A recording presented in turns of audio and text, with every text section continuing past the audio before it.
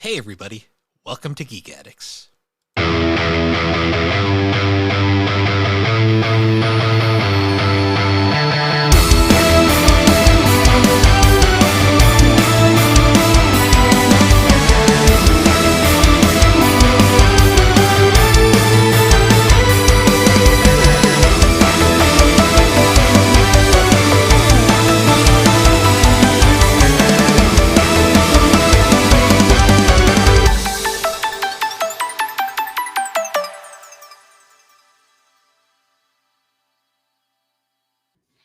Hello and welcome to Geek Addicts, the pop culture podcast where our memory is jogged by playing the piano. My name is Matt. With me, he's lost his memory, Bill Barber. How's it going, Bill? It's taking me a minute there. I was like, where is this? I was like, oh, right. Yeah, well, no main topic, so I was like, fuck it, I'll just reference the episodes. Yeah. Oh, it's been a week. So we're in Labor Day weekend, and whenever we're going into a long weekend, it's like feels like 3 times longer than it should be. Mm-hmm. Getting there, and then next week is going to be a short week, and that's going to feel like 3 times longer. So Yeah, fun stuff just, there. just how it goes. Yeah. So how's things going with you, Bill? Oh, it's going. Um, it's September already. School started, so Mm-hmm. it's a little less hectic around here now. But yeah, I'm just tired.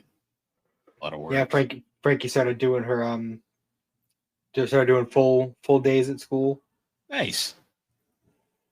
So she seems like she's enjoying it. I mean, she loves school in general, so I didn't think it was going to be a problem. Although the first day, well, she's only had one day so far, but her first day, apparently there was a mix-up with like the transportation company or whatever, and the bus driver never showed up to bring her home. So like we're sitting around like, all right, school ends at 2:30. It's like 3:15 now. Like we literally live like a mile away from the school. Like this doesn't make any, even if she's the end of the route, it doesn't make any sense.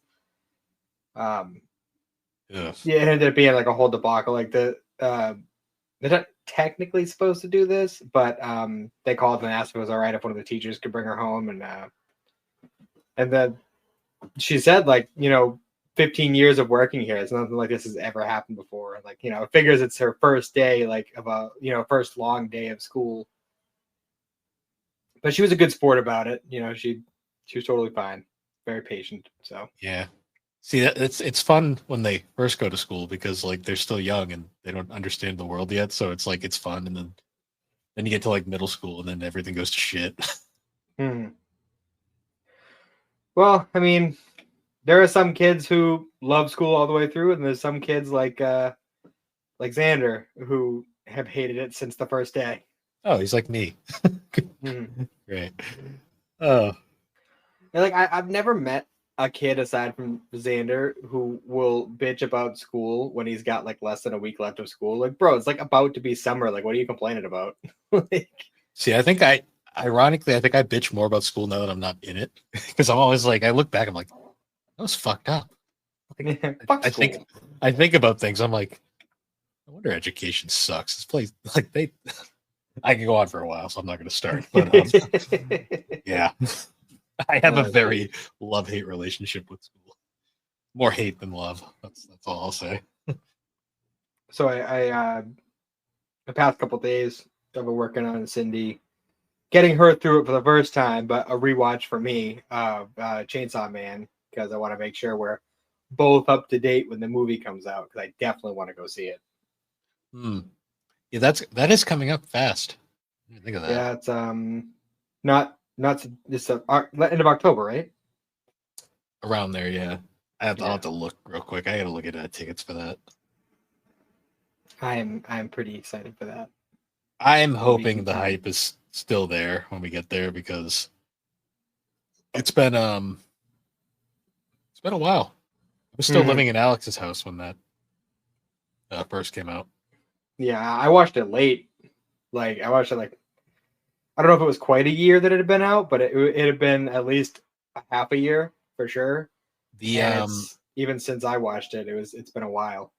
The trailer came out. We were still working at Richards. I remember that original trailer. Mm-hmm. So that shows how long that was. That was back. Yeah, it's been a bit. So I hope the movie does well enough that they don't like just say fuck it and not make more. I hope so too. They at least need to close out part one, like at the very least.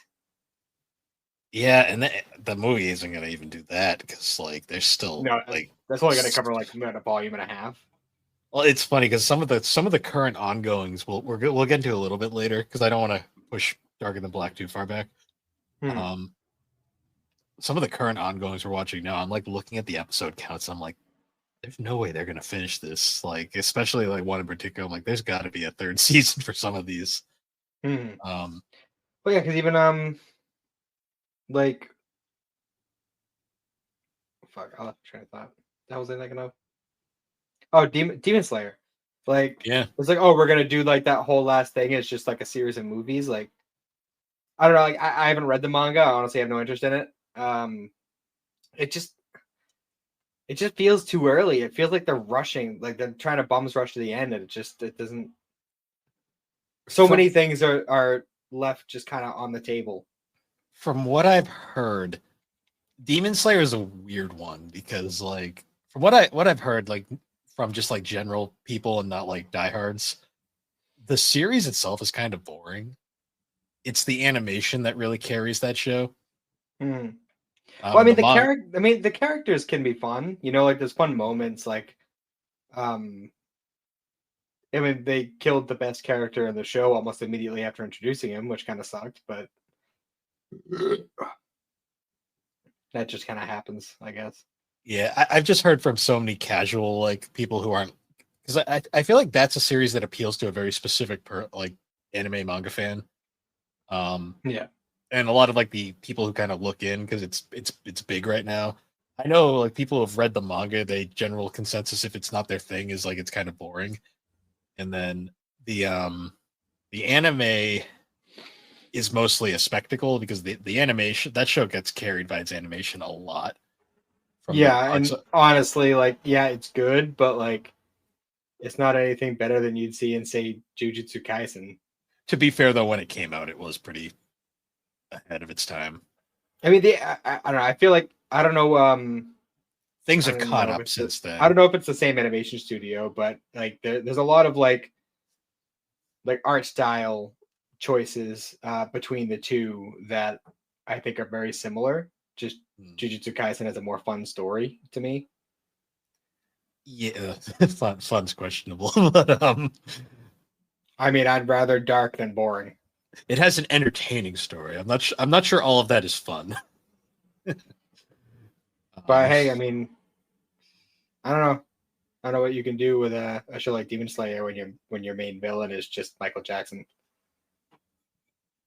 I haven't seen enough, so I'm not sure if I get this joke or not. It's been memed to hell. I'm sure if you looked up the main character literally looks like fucking, or the main villain looks like Michael Jackson in the Thriller video. Trying to figure out what studio did Demon Slayer. It's not helpful. Wikipedia is not helping me right now. That's great. Production. Studio I've never heard of. Okay. Good. Oh, okay. That's interesting. That answers why. But anyways, yeah. Weird, there's a lot of animation studios out there that like we may not be able to just like list them off the top of our heads, but if we hear it, like, oh yeah, I know them. They did this show. Yeah, this is when I'm like, nope. So, like it's like something with a U, but either way, Demon Slayer is one that I'm like always like I look at it, I just go, that doesn't appeal to me in the slightest. So I've just kind of moved on. I mean, I watched it just because it was like the phenomenon it became, and it was one of those things like I was kind of determined to like watch a lot of like the modern stuff this year. And yeah, I definitely like My Hero more for sure. That's the thing. Like I have not had people down my back being like, you have to watch Demon Slayer. Like most people are kind of like, eh. It wasn't like Attack on Titan where people are like, you have to watch this, or My Hero, where there was a good amount of people saying like recommending it, or JoJo's, or a number of other shows. This one I've gotten like I've looked at it and I've never had anyone be like, yeah, that's required. I mean, I've met diehards for Demon Slayer. It's just I'm sure they're I there. Personally, don't get it. Yeah, I'm sure it's a fine series. It just doesn't appeal to me. Fair, especially when you like all the like whenever somebody's doing like the crazy sword moves or whatever, and like it's like all like fire and water and all this other shit, and the creator's like, yeah, they're not actually shooting fire or any of that. I just do that to make it look cool. But they're not actually doing that. They're actually just swinging swords. See, I'm not really into that because I prefer like when it comes to sword based anime. I mean, obviously I grew up on Inuyasha, so that's right there. I mean, even Kenshin. Well, Kenshin at least like whenever like obviously they kind of ramp it up to 11, but like whenever there's something like that, like Shishio's fire sword, like there is an explanation to that. It's not magic. It's not anything. It's just, oh, my sword is serrated, and when I cut people, their body fat gets lodged in the serrated blade, and then I spark it, and it makes fire. It's like, yeah, obviously in real life, the concept makes sense, but in real life, like it wouldn't just straight burn for like 30 minutes.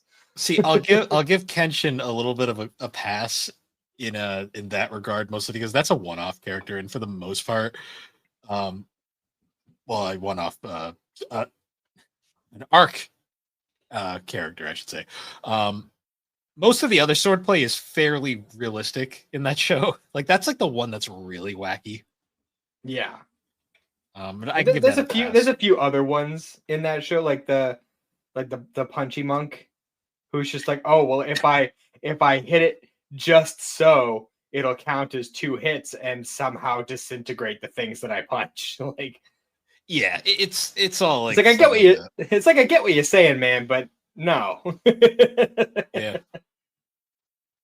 It's actually funny. Like Kenshin keeps getting brought up a lot. Like recently, like I've noticed a lot of people are only now discovering the controversy, and I'm just like, I got asked by a friend of the show, Rick. He's like, you guys talk about this a lot. You guys were aware of this, right? I'm like, yeah, we mention it, and we kind of try to skirt around that. Yeah, it's one of those things where I'm like, yeah, the author's a piece of shit, but like it's still a good story. Yeah. It's a hard thing to get into. Unfortunately, I mean, it's one of those things where like, I mean, obviously it's not an exact comparison, but I mean, all the fucking, all the controversy and speculation and rumors and shit around like Michael Jackson, bring him up again. But his people music's still on the radio. People are still diehard Michael Jackson fans. They made a fucking movie about him right after he died. Like, yeah, the art is art. It is what it is. I mean, I don't like to rely too hard on separate art from the artist, but like there are cases where I will justify it. The only difference I'd say is Michael Jackson is all alleged. Well, that's why I say it's not an exact comparison, because it was never like fully like this is proof. It wasn't like fucking what's his name, the Kenshin author. You read the actual like report and you just go, huh? Like you're like, what? No. And then you read like they let him go. Like they just let Japan. Him off. I know it's yeah, it's weird. Yeah. I don't like to get super deep in that. It's one of those things where I'm like, Kenshin kind of gets grandfathered because it's older, but I still weird. I totally understand. That's why I bought all my copies secondhand, because I'm not giving him any money. Agreed. But moving on from that, I just wanted to. It was mentioned recently, so I wanted to just bring it up slightly. But yeah, so I haven't watched the newest Kaiju episode, but I am caught up with everything else at the moment. I watched Kaiju. Well, Dress Up Darling's not out yet, so that one I haven't watched. That one too. I haven't watched that. It's probably out now, but Kaiju I watched right before this. good episode, very Reno focused. Yeah, because Definitely. the last one ended off with like him kind of being selected to wield a weapon made from number 6. Yes. So I won't spoil what happens, but like, don't expect any other characters because it's going to be Reno and his the Pompadour, his buddy with the Pompadour rival character. Oh yeah, it's going to be them the entire episode. So that's fine because we haven't had enough Reno this season anyway. To the point where we watched that last episode and Cindy was like, "Oh, I forgot that guy existed." Well, yeah, because we've been really focusing heavily on Kafka and Shinomiya and Hikaru and everyone. That new guy, the new gamer guy. Yeah, he's cool. Oh yeah, fucking he's like one of the best characters in the manga too. I'm so glad Narumi. They did his character a lot of justice. I've read the manga up to this point already, so like I knew this was coming. I'm like, oh yeah, Reno's arc's coming up. Kaiju's actually the series that I was talking about earlier. I'm like, there's with them. There's only so this was episode 7. So there's 4 more episodes. I'm sitting here thinking like they're not gonna be able to. Like there's still a good amount of the series left. This has got to get a season 3. Like is the manga done? The manga is finished. Oh wow, okay. Which I sort of know how it ends, but I haven't spoiled myself 100%. I've heard it's a very Jujutsu Kaisen situation with the ending, where a lot of fans were kind of like disappointed. So I'll wait and see on that. Apparently, it from what I've heard is not a lot of questions get answered, which is kind of a thing with a lot of these series now. Well, to be fair, a lot of people bitched about the Attack on Titan ending, and I personally don't understand why, because it's the only way the series could have ended, first of all. That one wrapped up most of my questions, in all honesty. Yeah, that's what I'm saying. Like, there was no other way that series was there was no happy ending for Eren. Like, let's be real. It was not going to happen.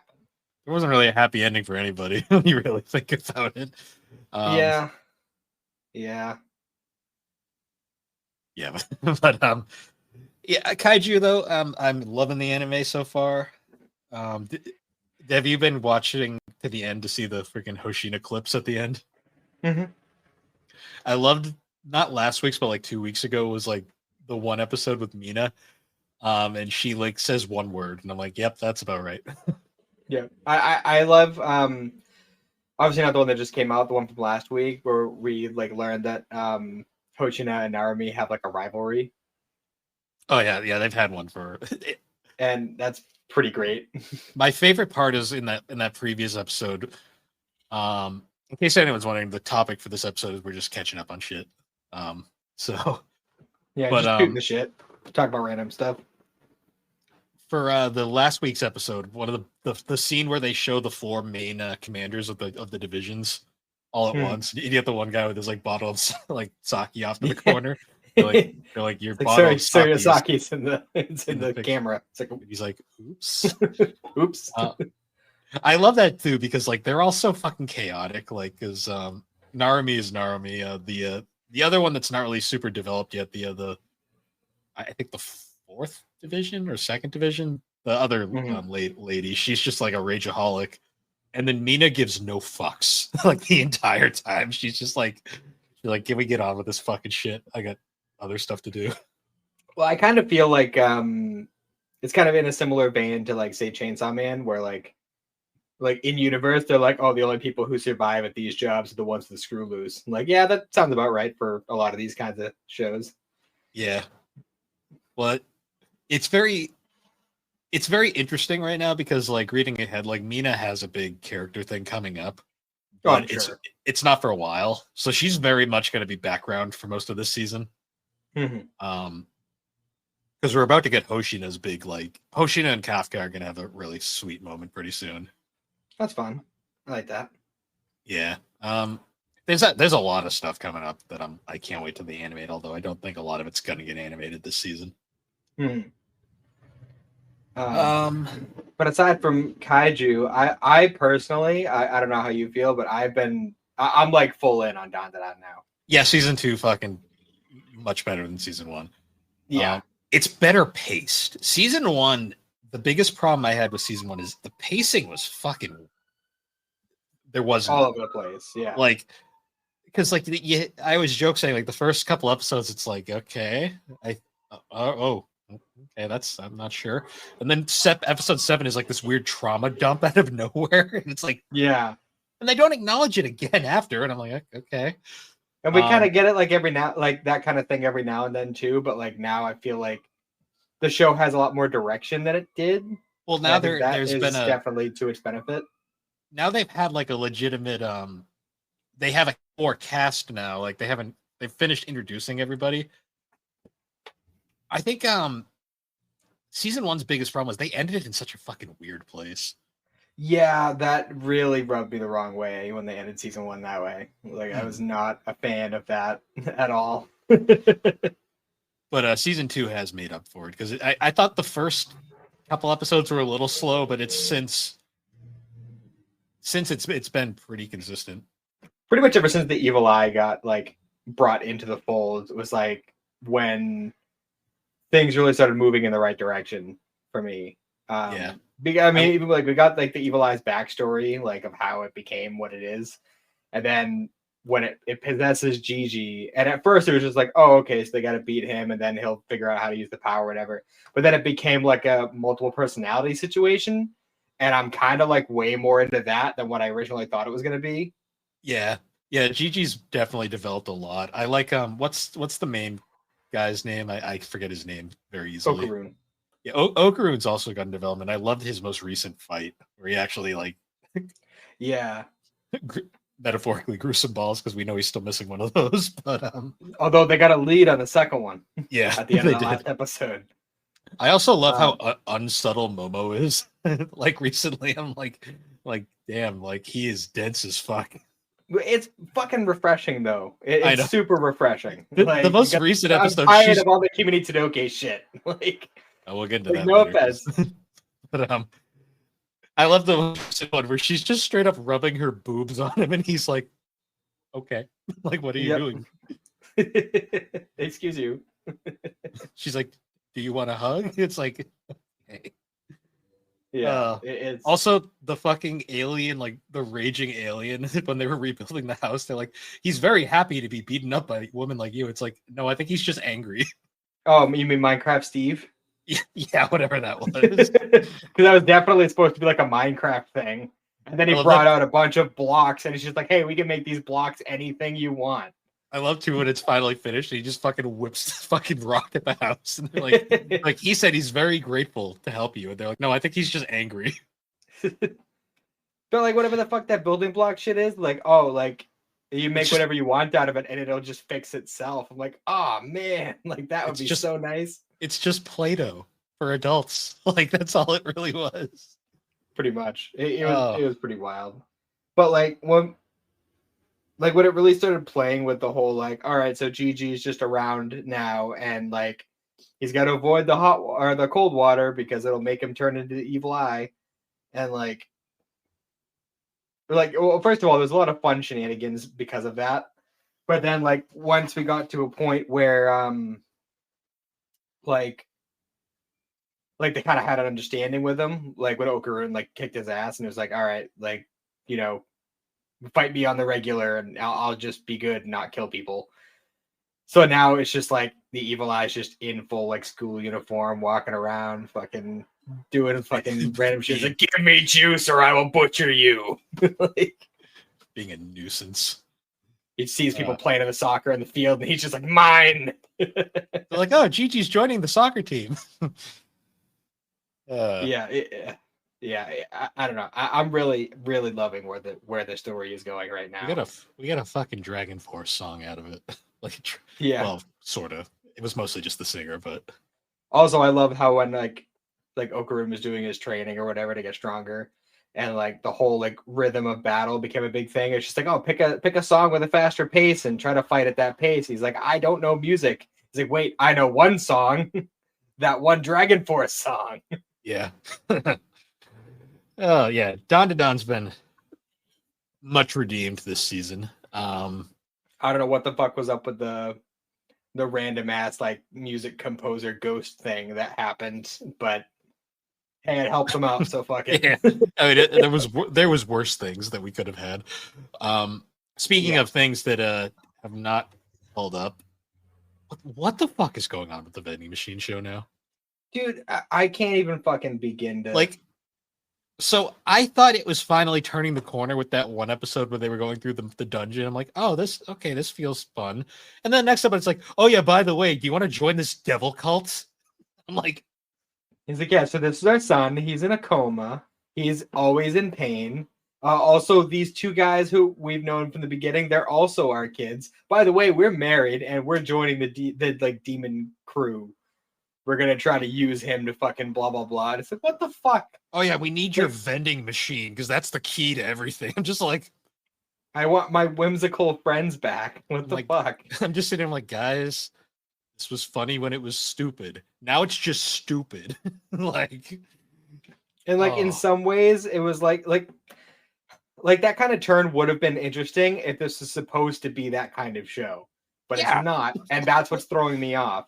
Like, I was like, wow, we're actually getting a cool like cast of characters here. Like, I like this dungeon party. This is fun. Oh, they all suck except for the foot guy somehow. Great. Yeah, the one guy that's still cool is the guy with the shoe fetish. Yeah, I'm like, that's funny in an ironic sense, but not enough to make me like this. And then like the most recent episode was just like the most nothing burger of an episode. It's like, oh, we found some girl who can make food better than Boxo. Cool. Oh, and Lamas or whatever's back. Well, there was like a whole thing where it's like, oh, she's from like a special race where like they used to like kill them and behead them, and that would turn them into statues. But if you like put somebody who's cursed next to the statue, it'll uncurse them. And they're like, oh, we gotta watch. This is a very convenient meeting to happen right after that last episode. Hopefully, that guy doesn't find out about it. Like, yep. Like, I don't want to hate on it because I loved season 1 so much and like it had a lot of potential. But like, I will say though, retrospectively looking back at season 1, season 1 takes a bit of a nosedive towards the end. I feel like this was a show that really shouldn't have been. It should have been like an OVA or ONA at most. Like, it did not need to be this big grand adventure. It should have been a one-off, like the Dear Garbage show, which I also watched this week. I still haven't got around to that. I'll get to it eventually. Yeah, it was. It sure was something. That's what I've heard about it. It's the most nothing kind of show, but still finds a way to be entertaining. Yeah.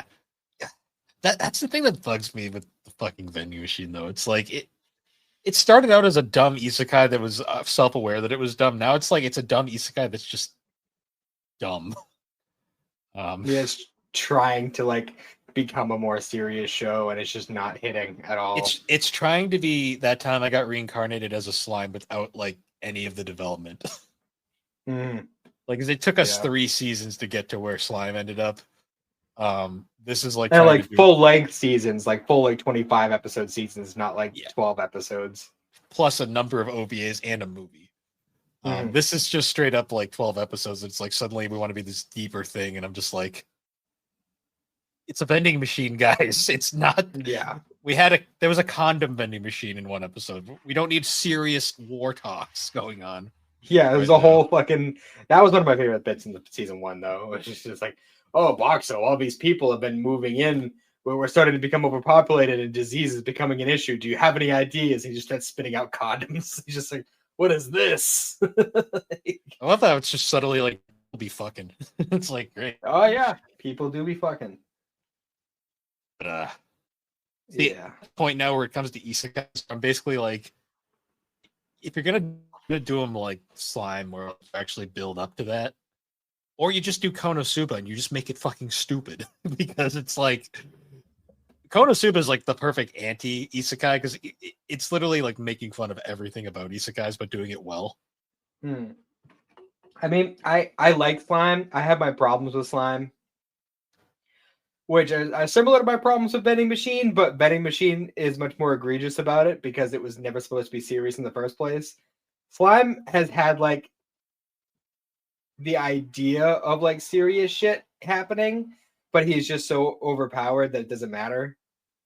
Yeah, but at least like there's lore to it, and like they've actually built Yeah. a world, like a functioning world. Like we actually saw that world get built up. This it just appears, and you're like, oh, okay. And Yeah. like when they introduce like a side character, like they actually give them time to grow. Like that's my main thing. I mean, because I'm not a huge isekai fan in general. Like it's got to be a really good one for me to care.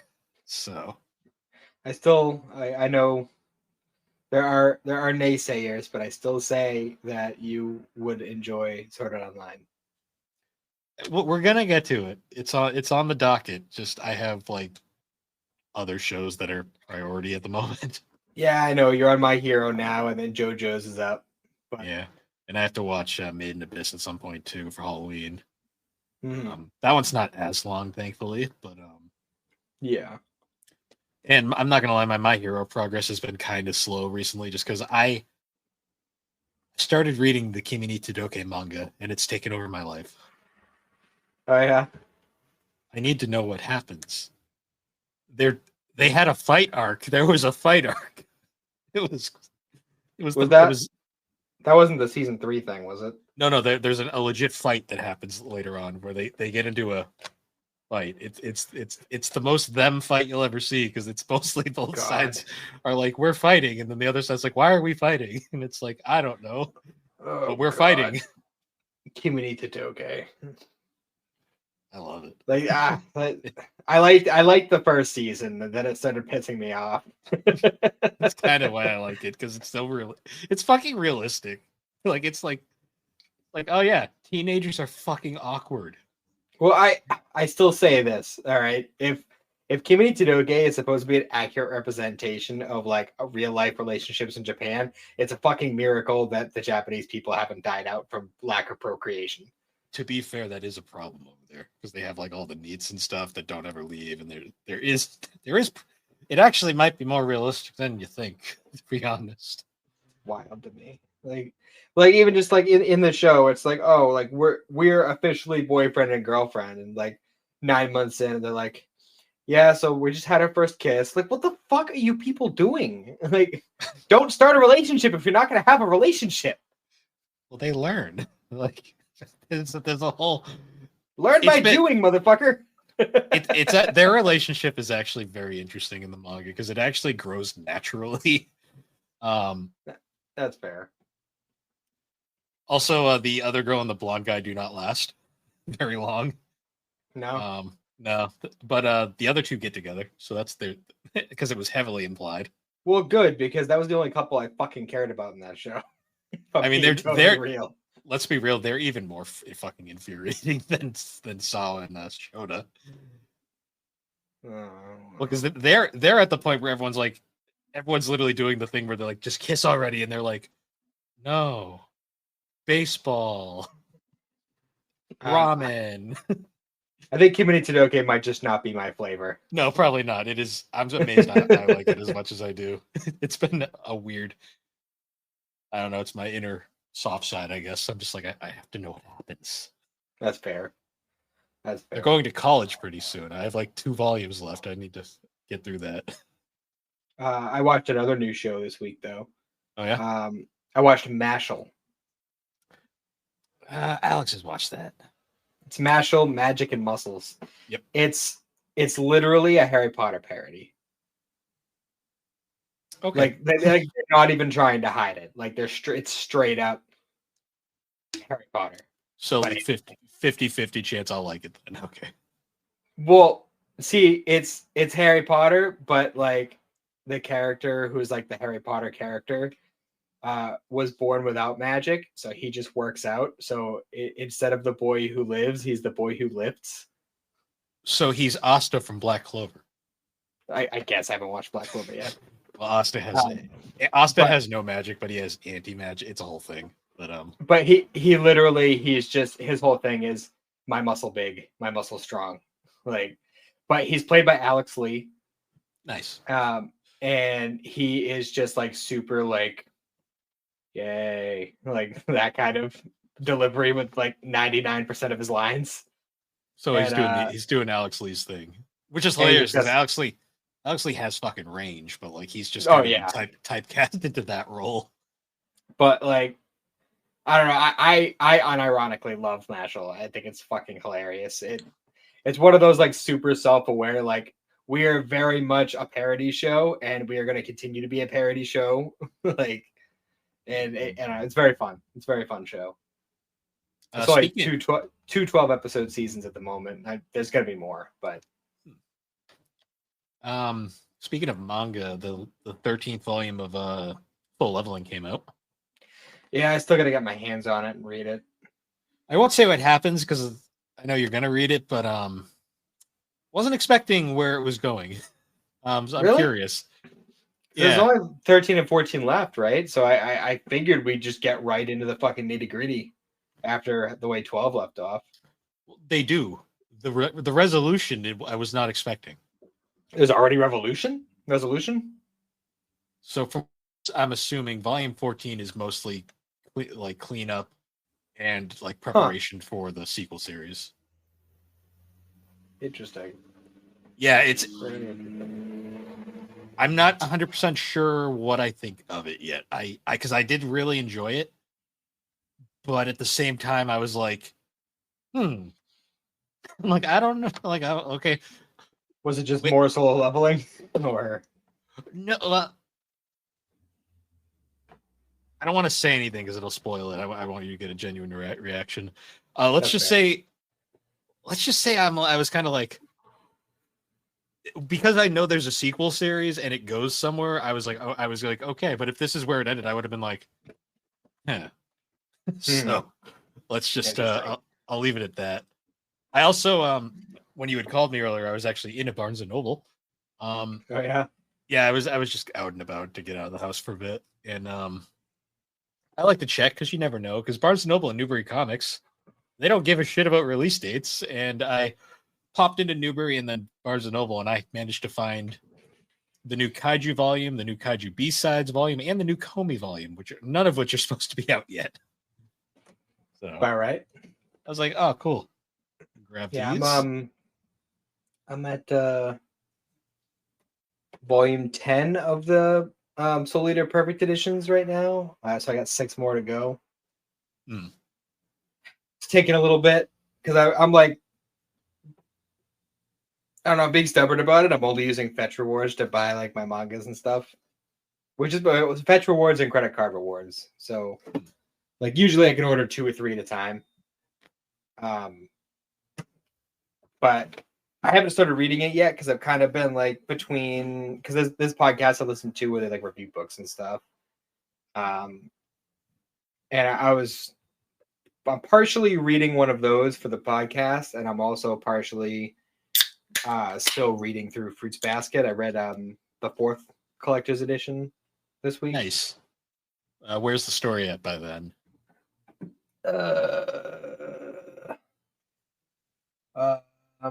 Haru was broken up with. Rin. We But she hasn't been shown yet, I'm assuming, right? Not technically. There was like a brief little like Momo visited her in the hospital real quick. Oh yeah, she appears there very briefly. What else? Yuki and Toru visited Ayame's shop. I don't know. There wasn't like a ton of like important stuff. Isn't it interesting? What's her face mentioned meeting Chicken Man, but we haven't actually seen him yet. So like we're still like we're right on the cusp of like when shit starts really getting into the nitty gritty. Isn't it very interesting, like reading it like manga wise? You realize just how like spot on the 2019 anime was, at least at the start. Oh, and Monkey was introduced. Oh yeah, Ritsu. Yeah, he shows up and then never shows up. Well, he shows up once, has an arc, and then background for you. Goodbye. Because you are the most useless of the Zodiacs. You are a one-note joke, and I'm gonna go put you over here now, and you can appear at the end. Yep. But yeah, aside from that, I mean, there wasn't really like a ton of stuff. They went shopping for Toru's bathing suit. It was That mostly episode- slice of lifey shit. That episode's great because that's like the most realistic thing, where it's the two dudes are just sitting in the corner, like, we don't want any part of this. Why am I here? We've all been there. Yeah. Why am I here? I don't want to be here. I was like, whenever I was like, with Alex, and she's like, I gotta go in there. I'm gonna sit on this bench. You do that. No part of it. Oh yeah, and the shitty little kid got introduced. Oh, Hero. Yeah, Hero. I forget how much of a shithead he is in his first appearance. Yeah, he's a total dick. Fucking steals Toru's wallet for no fucking reason. It's like, what? She did Yep. nothing to you. He's like, I'll be taking this. And then Kyo just punches him in the head. He's like, give it back. It's about right. But yeah. Oh, we that's where I'm didn't at talk with that. about Sakamoto days. Right. I don't know how the hell they're gonna fucking handle this, because like him just being like, oh yeah, I'm just gonna go join the fucking assassin school, even though I already graduated and I'm like a super famous guy in the circle of assassins. It's like I feel like he should be found out like instantly. It's amazing how many of the assassins didn't realize he got fat. Like, and they're like, Mhm. who's this guy? Well, he did just gotta vanish off the face of the earth for like 5 years or however long it was. We got introduced to like my favorite character in the series now, though. Is it the girl? I love Akira. She's so fucking. Why is she Canadian? Like, Like, why? the actress might just be Canadian. I don't know. She's not. I looked it up. No? Like, she's just like sorry, like in the Canadian way the whole time, and I'm like, I don't know. I hear the stories and I just assume the actor's Canadian because I know. I'm like, happens a lot with anime. It happens so a lot. I looked up her actress because most, aside from Matt Mercer, most of the talent in this show is like, this is like their first anime role, because Netflix does that a Mhm. lot. Probably because the budget all went to Matt Mercer, which is hilarious because he says like maybe like 2 lines an episode. Mhm. But I looked up the actor for Akira, and it was like some like girl who was born in Los Angeles, and I was like, oh, I'm like, okay, whatever. Well then, They just made her Canadian for some reason. yes. I love her though. She's so funny. She's just like trying to be super nice, and she's like, oh, the poor fat guy, he only got a pen. He killed everyone with a pen. What the fuck am I doing? I got a giant gun and I don't know how to use it. That arc has been entertaining. I'm like, I had to go back and reread the manga because I was like, I don't remember this being this fun. Yeah, I wasn't really feeling the whole like, oh, the bad guys are storming the JAA or whatever, but like now that they're like, yeah, we're gonna go back to school because fuck it. Like, all right, So I'm kind of here with that. that is the biggest problem with Sakamoto Days, the manga in particular. It is the most hot and cold manga I've ever read. Because like there'll be moments where it is like the best thing I've ever, and then there's other moments where it's just generic shonen bullshit. Yeah. But it's not, there's like no theme. Like it'll just like go up and down, up and down, up and down. Like it's Mhm. completely random. Like the last volume we got was super throwaway. I was like, that was a waste of time. But then the most recent volume, I'm like, okay, this is going somewhere again. Mhm. So it's an interesting series. I'm glad the anime has been helping a lot with making it come back to life, but there's going to be a few stinkers coming up. So So just by chance, I ended up watching The Suicide Squad yesterday. that's the James Gunn one, right? Yes. I have not watched that. No? Now that I think about it. No, I forgot It was it really existed. good. It came out during COVID and I forgot about it. I've heard it's great. Like, I mean, compared to the first one. I mean, yeah. I don't hate the first one as much as a lot of people seem to. It's definitely not a great movie by any means, but I didn't hate it. I just found it very. It's This a romp. exists. It exists. it's one that you go and you watch if you just want some cheap laughs and some crazy fights. It's one of those movies that gets worse every time you watch it, though. where you're like, oh, this isn't as good as it. Like in the theater, I was like, that wasn't bad. And then I watched it on video and I'm like, I don't remember this being this mediocre. And then I watch it now and I was like, we'll see. It's possible that that's the case because I've only seen it once or twice, so maybe it's just one of those things where I haven't seen it enough. Well, you watch it now that we've actually had good DC movies and you're going to go, because you got to remember when that came out, we had Man of Steel, which is also a case of a movie that gets worse every time I watch it. Dawn of Justice, which is, that's a movie, all right. And I think this was the third movie. Yeah. It's about right. Because I think Wonder Woman was right after it, and then Wonder Woman was like oh shit, they actually know how to make movies. Yeah. And then they made Justice League, and then they went, no, they don't. They don't know how to make movies. Yeah, well, DC is very hit or miss. Although I guess you could kind of say the same about Marvel at this point. Yeah, Marvel. Yeah, Marvel. What's going on there? I heard Fantastic Four was good, but no one went to see it. It's about right. Everyone went to see Superman instead. Superman was legitimately really good, though. Like that was. So is this true? Is Crypto the super dog in that? Oh yeah, he's a major character. That's fucking awesome. I don't know if this is like, I don't know if this is like a popular thing at all, but I used to love watching Crypto the Super Dog when I was a kid. It was a good show. Yeah, it's fun. Crypto is in the movie. He's very important in the movie. He's a nuisance, but we love him for it. It's awesome. And I saw one little clip of like Crypto like jumping on Superman and like playing with him and shit. Like, and I was like, oh my god, if Crypto's in this movie, I have to see it as soon as possible. It is available on digital now. I did see. Probably only to purchase though, which probably at the moment. I'll wait. I love that movie though. Like I joked saying I wanted to see a good Superman movie in our lifetime, and we've done it. We had a good Superman. So yeah. It only took like however long since the second Superman movie.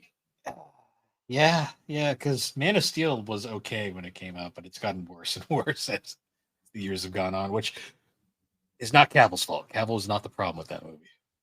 No, Cavill's a great actor. Cavill's a great actor who got fucking screwed, like in multiple different ways, like for multiple different projects.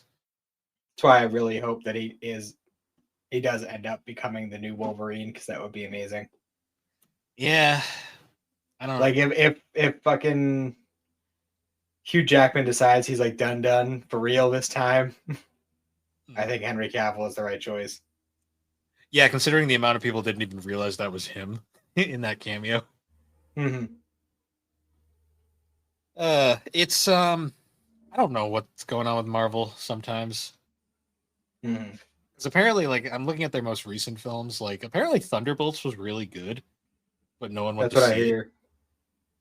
Well, I think that's the thing. Is just everyone just lost faith in superhero movies. Well, they've been burned out with them entirely, and it's like you really need something to get people interested. And like Superman is such a character that like I don't think the world understands a lot of the time. So when they finally make a movie, it's like everyone's like, all right, we got to go see this. We have to understand. And it's like, oh, James Gunn is making it. That guy knows how to make movies. Oh, it's good. Hell yeah. Like, that was kind of like the main reaction. Well, you know what they should do in order to fucking, like, actually spark some interest and say, oh, people are going to go see this. Take a character like fucking Static Shock and make a movie out of that. Knowing James Gunn, character we haven't seen since, like, the 2000s. Outside of comics, yeah. Yeah. And Static Shock was great. Like, I fucking like. I still say that that's like one of my favorite, if not the favorite of for like the old school like DC shows. The DC animated universe, yeah. And it was always the weirdest one too, because it was so well. Besides the Zeta Project, but no one really cares about the Zeta Project. It was definitely the most like odd one because it had a much different vibe because it wasn't initially like it wasn't really in the universe, but then they decided, nah, it is. No, it's I don't know. That's one of those ones that I would love. Like fucking Static Shock, Rubber Band Man. Like I love the idea of it's just like, yeah, these are all just a bunch of random yeah, the one good kid in the group who like comes from like a good loving family, and then just like all these fucking random ass street punks got powers. That's And usually how it goes, yeah. And like, I don't know, there weren't very many cartoons who were having episodes about like gun violence and shit. Yeah, the DCAU was so weird back in the day. Like, it did so many things right. Yeah, for sure. So we're about 50 minutes in. We should probably do the Darker Than Black segment. Probably. All right. So let's talk about our favorite untitled Darker Than Black segment. Yes, yes. All right. The title of this week's episodes is that is not. Hold on. That is not the same title that I have here. Maybe that's the Japanese title. Hang on. What the fuck? Go back. It's a heart swaying on the water's surface. Yes. And if you could tell by the water in the title, we're talking about what's her name this week? Yen, was it? Yin. Or Yin, apparently, yeah. as we learn, her real name is Kiersey. Yes. Yeah, so she finally gets to do something other than stand there and say hey every now and then. Yes, stand in a puddle. We also get to see the wonderful return of our favorite duo, the detective agency. Yep. So yeah, the episode starts with a flashback of Yin or Kiersey getting a piano lesson before she became a doll. So that was a flashback. Okay. Yes. The pacing the pacing in this episode was a little confusing, I will say. Yeah, it keeps flashing between that flashback and like other flashbacks and like the main time, which is something we don't really see in this show very often, so that was definitely jarring. But yeah, she's getting this lesson and like she's going on about like the moon or something. Like she like just knew it was a full moon even though she wasn't looking. And like was all like weird about like, no, we got to keep the lights off because I like the moonlight. I don't know. But there's definitely some sexual tension between the piano teacher and her mom. Yeah. It was so apparent. I didn't weird. notice. I was more just like trying to figure out what the fuck was going on. I was like, wait, what happened? Yeah. Yeah, this was a weird one because like the main cast doesn't appear till like the end of like the first episode. Well, I mean, we see them a little bit at the beginning, right after the flashback, because like there's a whole thing where like there's apparently a rival syndicate is after Hayes Group specifically because they kind of made a name for themselves, and so like our contractors for the week, who I love by the way, I love this particular pair. They're after Hayes Group because they got I don't know if they're specifically trying to get information or if they just want to kill them. I think at first they wanted information, but it wasn't a priority. But like when we meet them and they're like meeting up, and the dude who played by Vic Mañana, by the way, I noticed that. Like he's like, hey, why'd you kill that guy? He's like, oh, he was spying on us. Whatever, who cares? That's actually a weird. Oh, go on.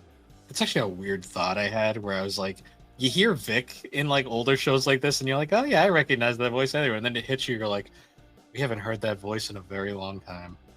Mm-hmm. It's kind of sad. Yeah, it's been like 6 years now, huh? Yeah, it's been a while, and I don't think we're going to be hearing him again. I think the last time we heard him was the Brawley movie. Yeah, I think he might have Wow. had like 1 or 2 short roles after that, but I think he was it finishing his. short-lived. I think he was finishing out a few contracts, and then that was it. But anyways, they're meeting up and they're like, "Oh yeah, we got our targets, we got this and that." And we find out that the dude's power is that he can like, I guess, just like kind of absorb the specters that dolls send out. So he like takes a bunch of the specters that like the police agency send out, and he grab them. And I guess like it creates like a link between him and the dolls, so he can like, well, he can track them, or he can like. He mentions it at one point, but I guess it can kind of like uncover like lost memories that the doll has, which comes into play later. Because after he takes all those specters, he looks and he sees a specter on the water, and wonder whose that is. But he takes that one, and then Yin just kind of like collapses in the alleyway that she likes to stand in puddles in. Yeah. And I was wrong, by the way. The last time we did this, we did have these episodes have the first opening still. Yeah, I noticed that because I heard. I'm like, oh, cool, we're still having fun. Well, this is the last ones because I did check. The next one switches it. Okay. Is the second intro as much of a banger as the first intro? I didn't listen to it fully. I was just checking to see if it was switched. I don't think it's a bad intro, but I still, from memory at least, I prefer the first one. Okay.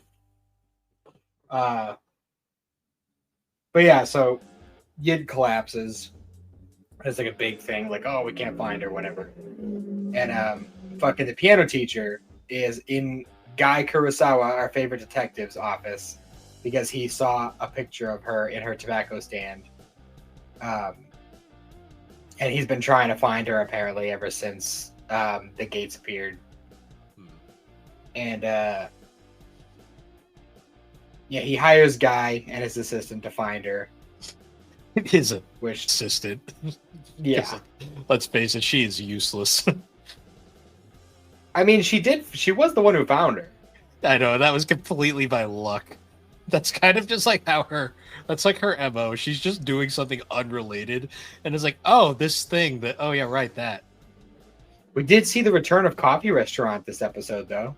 We did. Also, I loved her friend because I got one look at her friend and went, my God, her back.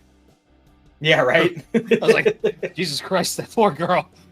Yeah. Like, which I don't know if it was referenced, but I'm pretty sure she works with the police. Oh, does she? Or, like, she works. I think it's like the friend who grew up with the police chief.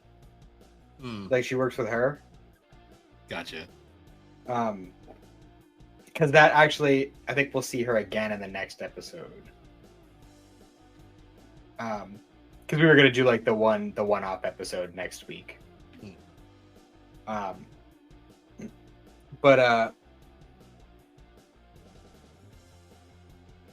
so fucking what's her name? The assistant lady finds her, and they're like having a conversation in Coffee Restaurant. And like there's this whole thing like, oh, you look better if you smiled, and she like, oh yeah, just reaches over and she like lifts up her cheeks as she's smiling. It's the most like forced looking thing too, and I'm like, it is well, like I like the full circle bit at the end with that, but yeah, it was like a whole thing where like they meet her and she's like out of it, like more so than usual at least, and freaking the assistant chick gets up to call a guy and tell him that she found her, and the friend goes to order coffee. None of them thought it was a good idea to stay with her because she almost immediately dips because she sees her specter. And apparently that's a thing where like when I'm just gonna call him Vic because I don't remember his name. When Vic steals specters, apparently like if he sends it back out, like it leads the dolls. Like the dolls feel like compelled to go to it. So he's like leading her away, and they end up in like an abandoned alley. Oh, by the way, when the assistant chick was talking on the phone, there's just a straight up Pizza Hut across the street. Yes. I don't know if you noticed that, but Yeah, it I wasn't even saw one it. of those. It wasn't even one of those anime things where they're like, "Oh, this is Whack Donald's" or anything. No, it was just straight up Pizza Hut. Like, um, but yeah, like they go into the alley and the two contractors are there. We see that the other one, the lady of the two, her power is that she sings real hard. She's basically Black Canary, but an opera singer and not a badass like fighter. Basically, the way it works is like she can like match the vibration of objects, and when you create that like matching vibration, it creates a resonance and essentially breaks down whatever object it is. So she's doing that and like pretty much causes the building to collapse. We also And find like out hey, her. Oh, go on. I'll go on. I was just gonna say hey like kind of pops up and they're fighting and he's like about to take out Vic and then the chick like does the thing, makes the building fall, and he ends up saving Yin, even though we didn't mention it before, but we were pretty much told like, yeah, we just gotta kill her because we can't let information get out. Yeah, we find out that the main group is kind of dysfunctional. Like they really don't get along.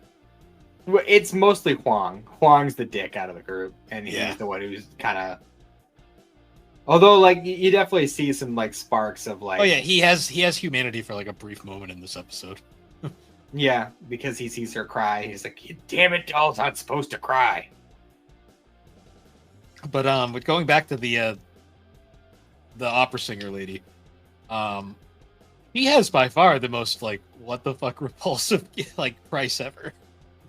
Well, it is, but it's also like more repulsive by choice. Yeah, like that. Well, at first I was like, that is fucking disgusting. Because her price initially is she has to eat cigarettes and then hack them up. Yeah.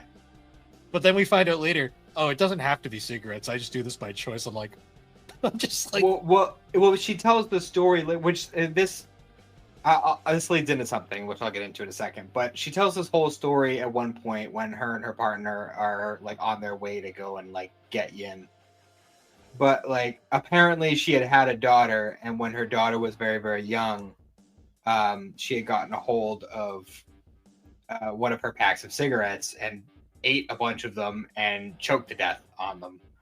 And I guess she like literally was just crying and grieving until the gates appeared, and then she became a contractor, and that kind of, got her out of that state. But like the fact that she went out of her way to like this is the only thing I'm going to eat for my contract payment tells me that either A, the whole idea of contractors being like, oh, I only care about myself, fuck everybody else, is bullshit, or they are evolving. One of the two. Because if that was really the case, then there's no way she would go out of her way to fucking eat and puke up cigarettes every time. Yeah, because I was like, God damn it, what? Because every episode we always harp on the whole. These prices are fucking wacky. Like they make no sense sometimes. And then you got Vic over there, who's just, oh, I have to write poetry. Yeah, I was like, okay, it's like cool. That's up. Which also like, it's up there with the girl that sings. Like, it's like, okay, cool.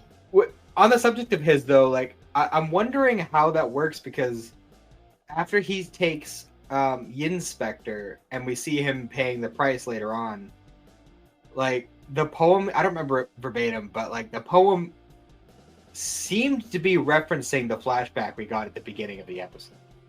So I'm wondering if like that little like link that he makes with the dolls, like, and the access to like the memories, like the little flashes of memory, is what he's writing about. Maybe. I don't know. Like I think this pair are extremely interesting characters, and I'm really sad that they're both dead by the end of this.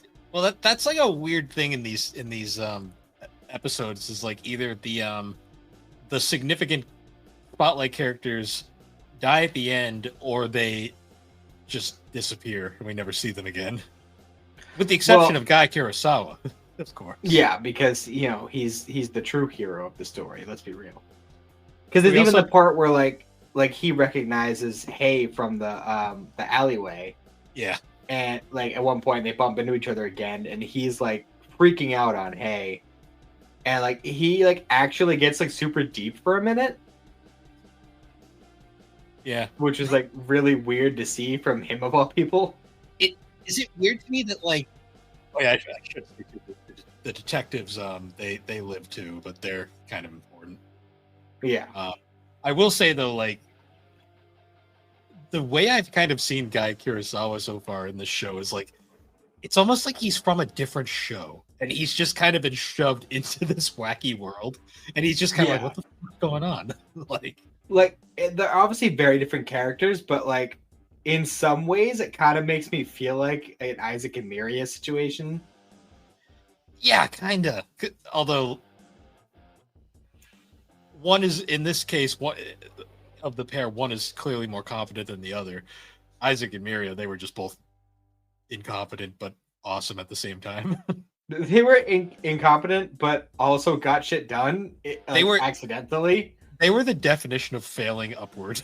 Like, let's be real.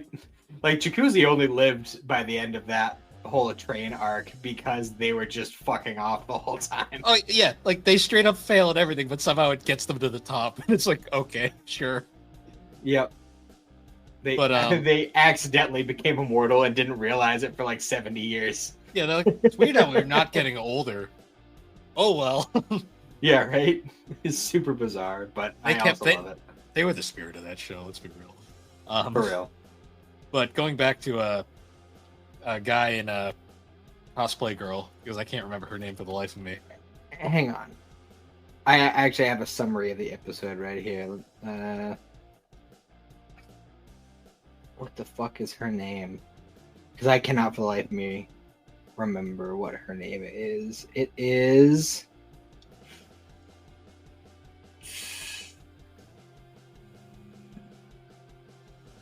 Kiko. I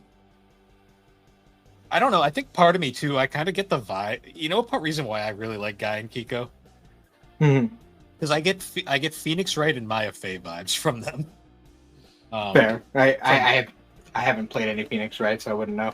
If you play an Ace Attorney 1, you'll understand what I mean right away, because it's like you got the bumbling detective who is like trying his best, but he kind of sucks.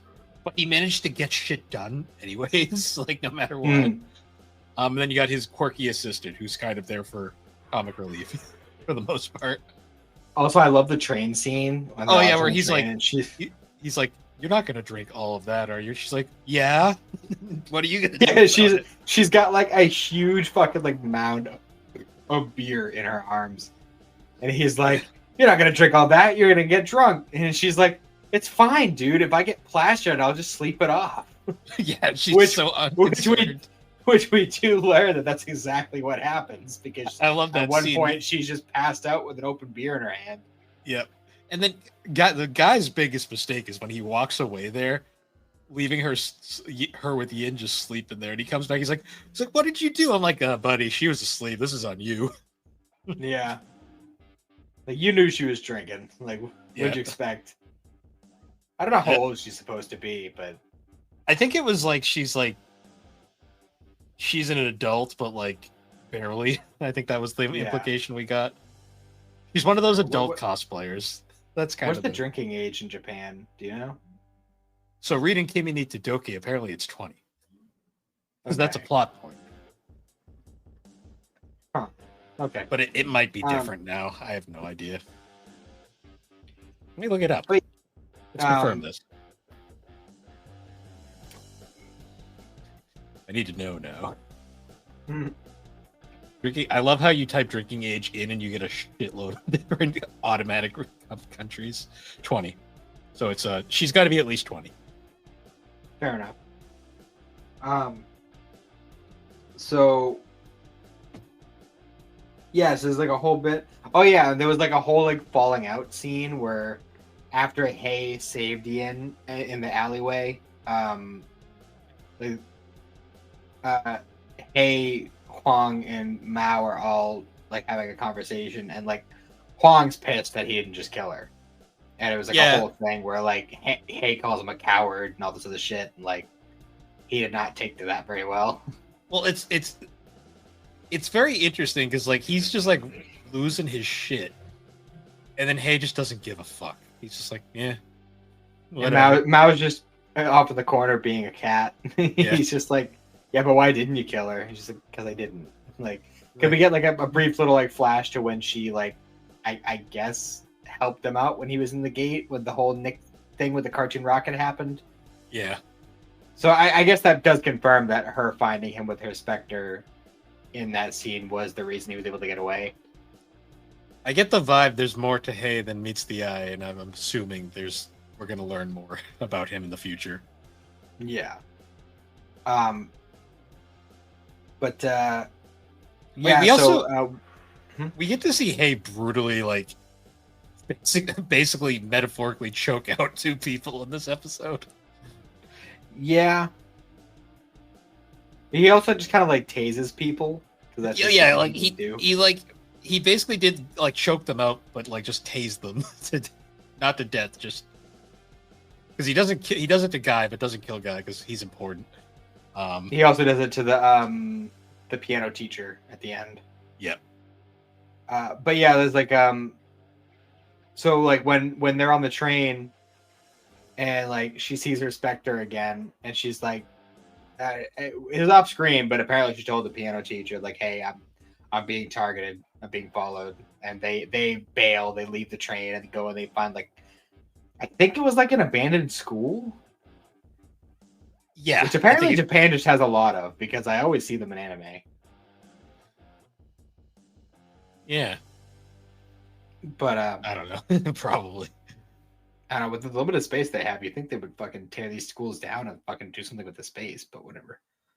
But yeah, I'm pretty sure it's an abandoned school, but they go there to like hide from the rain or whatever. And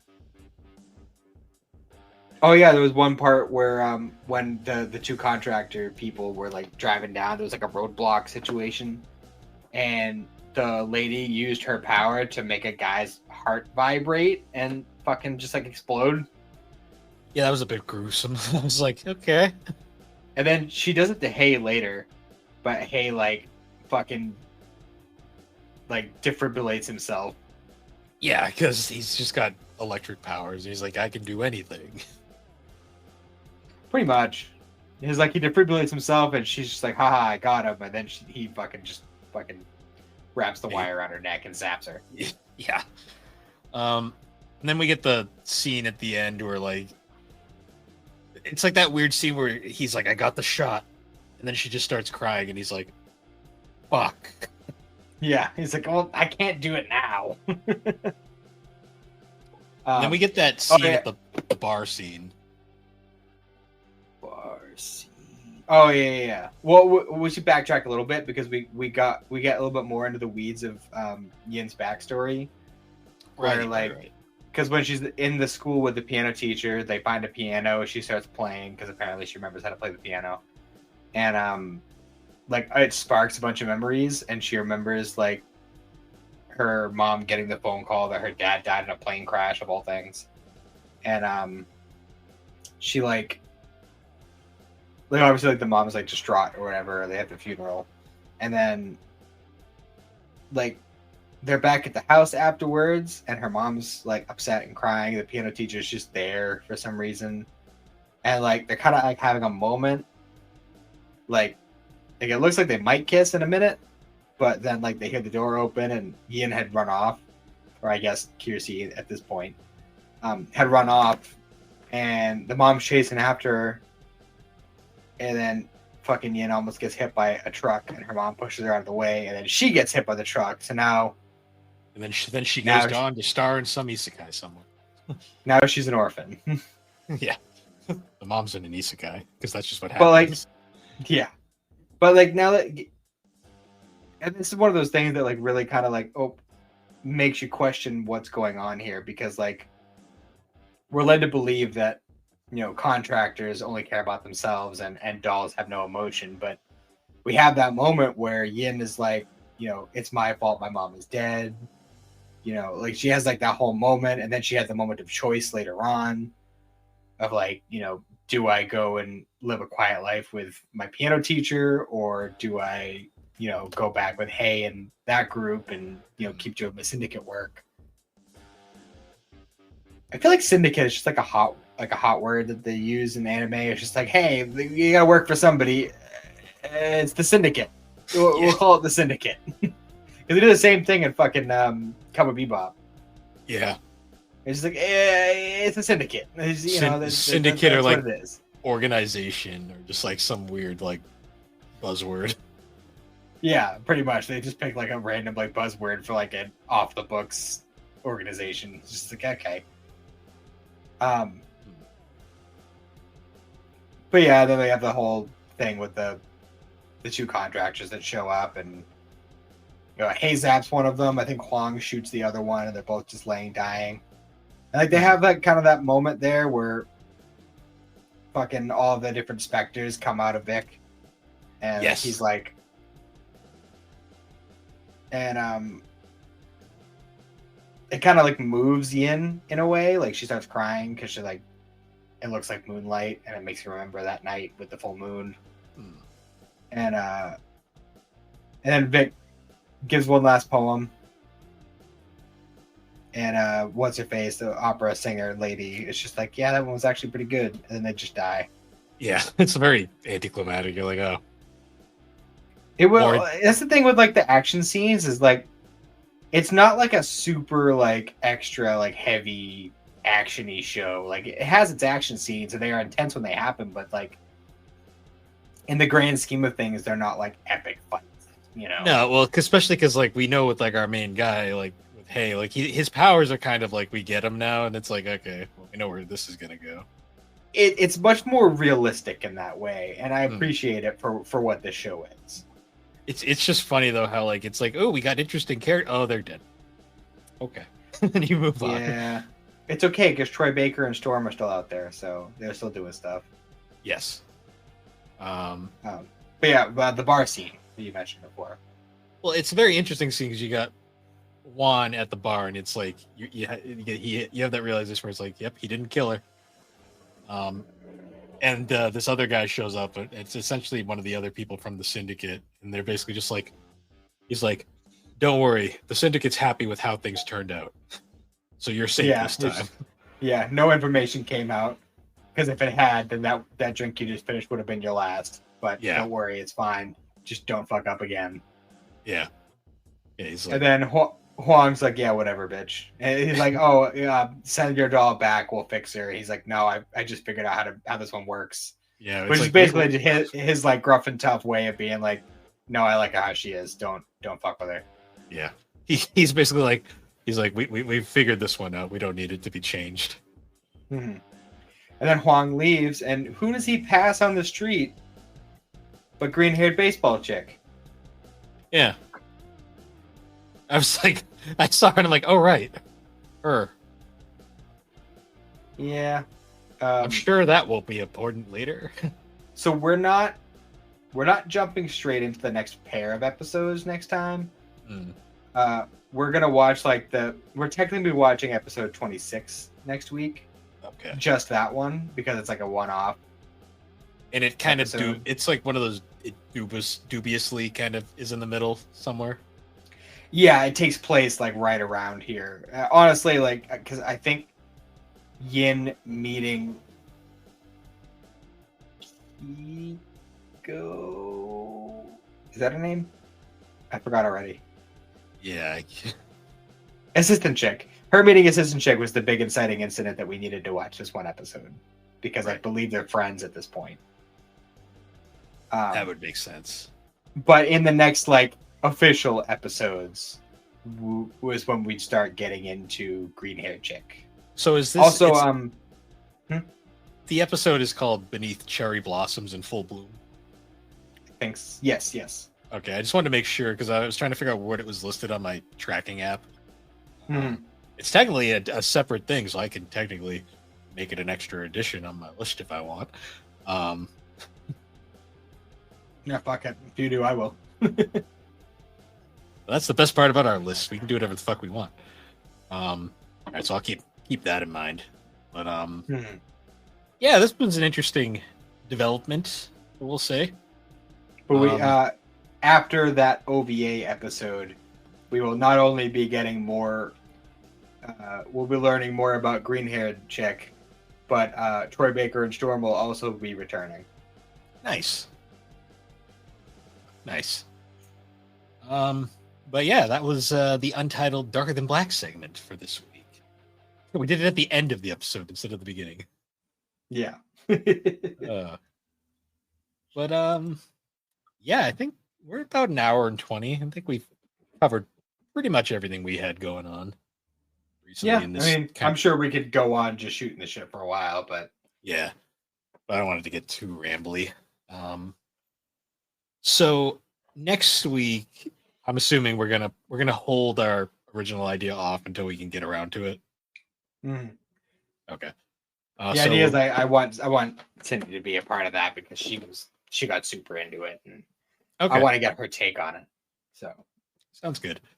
So we'll save next week's episode. Well, the proposed episode we're going to do this week that we had to push off. We're going to keep that on the back burner for a bit, and we're going to do Red versus Blue season 2 next week. Yeah, sounds good. Okay, so we'll be doing that next week, and we're getting closer and closer to episode 100. So, which we've already got all the pieces in place for. It's just a matter of timing. Yep. So we'll figure that one out once we get to it.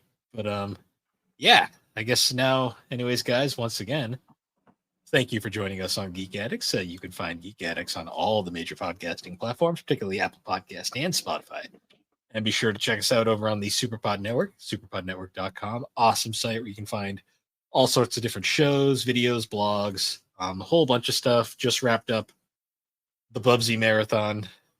Hooray. That was fun. Said no one. And this week, Thrak is torturing us with FMV games, which isn't actually torture. Some of these are actually kind of fun. But yeah, looking forward to more Game Club shenanigans. I think one of them is already pretty much definitely. I forget which one it was, but it was tied last I checked. I don't know if we had a. I looked earlier today, and it looked like 5 people all dumped in the same one. Let me double check. Oh yeah. Oh yeah. Oh, great! It's the one I have the least amount of interest in. Yes, but I get why, because it's the Mimi one. Yeah, we'll leave that as it is. But anyways, guys, once again, thank you for joining us, and we will see you all next time. Have a good one.